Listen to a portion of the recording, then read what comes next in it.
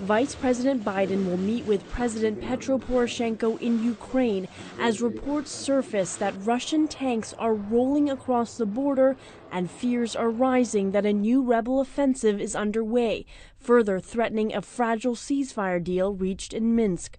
Former U.S. Ambassador to Ukraine, Stephen Pfeiffer. There's a lot of indication that suggest to me that Russia is not interested in promoting a solution based on Minsk, but it's interested in a frozen conflict.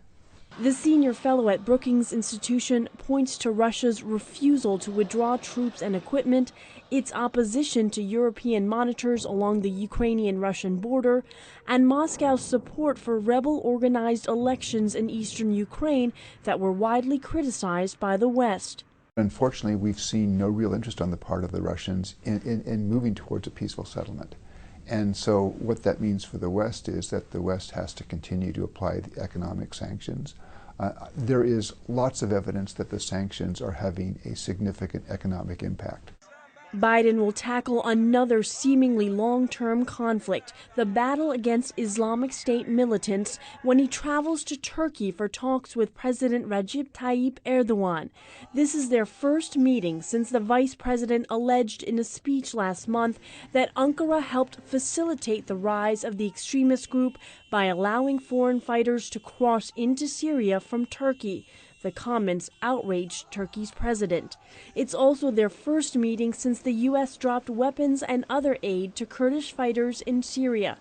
Bulant Alariza with the Center for Strategic and International Studies says a key sticking point is Turkey's call for the immediate ouster of Syrian President Bashar al-Assad. Until the Western allies, including Turkey, commit themselves to an active program to ensure his ouster, these problems can continue. Now, the Washington approach is, yes, we're committed to a Syria without President Assad, but we have to focus on the IS at the moment. We want you to get out of our land. While the differences may center around the fight against the Islamic State, Vice President Biden may also address a recent incident in which 3 American sailors were attacked by members of an ultra-nationalist Turkish group on an Istanbul street. Analysts say though relations between the two allies are strained, they have overcome difficulties like this in the past, such as in 2003, when Turkey refused to allow U.S. troops to use the country as a base due to Ankara's opposition to the Iraq War. Aru Pandey, VOA News, the White House.